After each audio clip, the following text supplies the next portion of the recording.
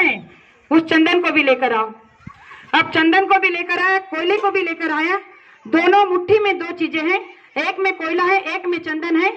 उसे कहा कि लो पिताजी, मैं चंदन और कोयला दोनों लेके आया। अब उन्होंने कहा कि दोनों को फेंक दो। उसे जैसे ही दोनों को फेंक दिया तो उन्होंने कहा कि जाओ दोनों हाथ अलग अलग तरीके से साफ करके आओ।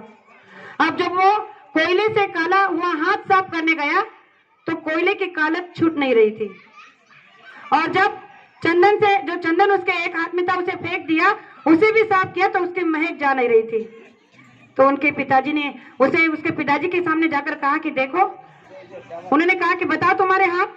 जब उसने अपने दोनों हाथों को आगे किया तो उसके पिताजी ने कहा कि तुमने इसमें से क्या सीखा। उसे कहा कि मेरी बात समझ में नहीं आ रही। तो उन्होंने कहा कि देखो, ये जो कालिक है, कोयले की जो कालिक है, ये उन दुर्गति का असर है। अगर तुम जिस संगत में रहोगे उसका असर तुम्हारे जीवन पे कर जाएगा। इसीलिए हमेशा बुरे लोगों से, बुरी संगति से दूर रहना, क्योंकि ये काले कोयले की तरह होता है। अगर तुम उन्हें फेंक भी दोगे तो भी तुम्हारे जीवन में असर कर जाएगा, यानी कि उसकी कालिक को वो छोड़ कर जाएगा। अगर तुम्हें तुम्हारा जीवन बनाना है, जीवन को बदलना है, तो इस चंदन की तरह करो। अगर हाथ आपने चंदन फेंकने के बाद भी हाथ को धोया है तो जरा नाक के पास लेकर जाओ और देखो कि चंदन की महक खत्म हो रही है नहीं। तो महात्मा चंदन की तरह होते हैं। एक बार अगर महात्मा के पास आप चले गए तो उनकी चंदन की महक आपके जीवन को सदा सदा के लिए प्रफुल्लित कर देती है, सुगंधमय कर देती है। तो गुरु महाराज ने कहा कि ये चंदन का वास आपके जीवन में हमेशा रहना चाहिए, क्योंकि गुरु महाराज हमें चंदन स्वरूप मिले हैं। हमारे इतनी बुराइयां, इतने अवगुण के बाद भी उन्होंने हमें आज अगर पास में रखा है तो ये इनका बहुत बड़ा बड़प्पन है कि वो चंदन की तरह महकते हैं, कभी किसी के बारे में बुरा नहीं चाहते हैं। लेकिन हमारे अंदर की बुराइयां आज भी हमें वही लाकर खड़ा कर देती है जहां हमें नहीं खड़ा होना चाहिए। प्रेमियों, बहनों के लिए भी गुरु महाराज का एक बहुत बड़ा आदेश है कि अगर परिवार को आप बचाना चाहती हो, परिवार की रक्षा करना चाहती हो, अपने बच्चों का भविष्य बनाना चाहती हो, तो सबसे पहले आप एक बात ध्यान में रखना कि आपके घर में कभी मांस को पकने मत देना। आप चाहते हो कि आपकी बेटी का चरित्र बना रहे, आपके बेटे का चरित्र बना रहे, तो गुरु महाराज ने कहा कि सबसे पहले देवियों को अपने खान पान पर ध्यान रखना चाहिए। अगर आपके घर में मांस आता है तो आप रोक देना। अपने पति से कहना, सास ससुर से कहना कि हमारे घर में मांस नहीं बनेगा, क्योंकि आप नहीं जानती हो कि यह मांस कितना बड़ा दुर्भाग्य हमारा बना देता है।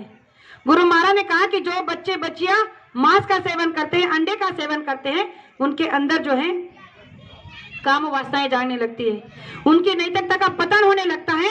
और जब लड़की या लड़का घर से भाग जाते हैं तो नाम माँ बाप का खराब होता है। तो गुरु महाराज ने कहा कि गलती तुम्हारी है, इसीलिए तो तुम्हारा नाम खराब हुआ।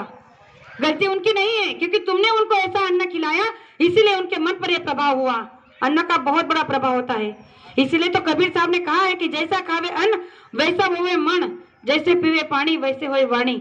अगर आप अपने बच्चों को गलत खान पान दोगे तो उनके संस्कार भी वैसे ही बनेंगे।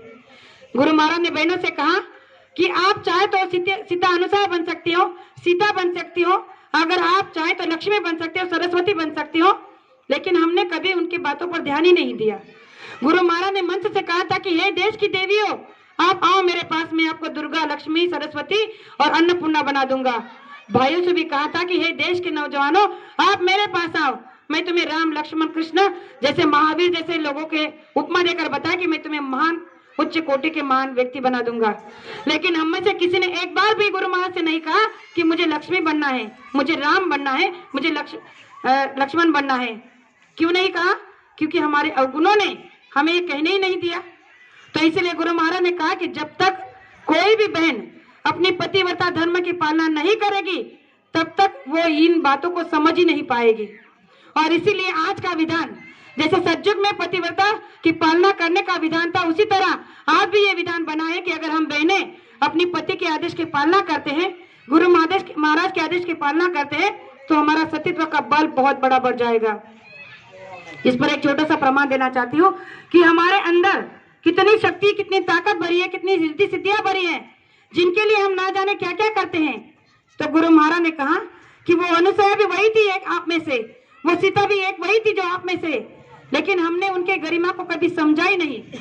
तो गुरु महाराज ने कहा कि एक बार सतयुग की बात कही कि जब अनुसया नाम की एक देवी थी, वो अपने पति की बड़ी तन मन से सेवा करती थी, उनके आदेश की पालना करती थी और उन्हीं की सेवा में दिन रात लगी रहती थी और उसी को अपना धर्म समझकर वो सब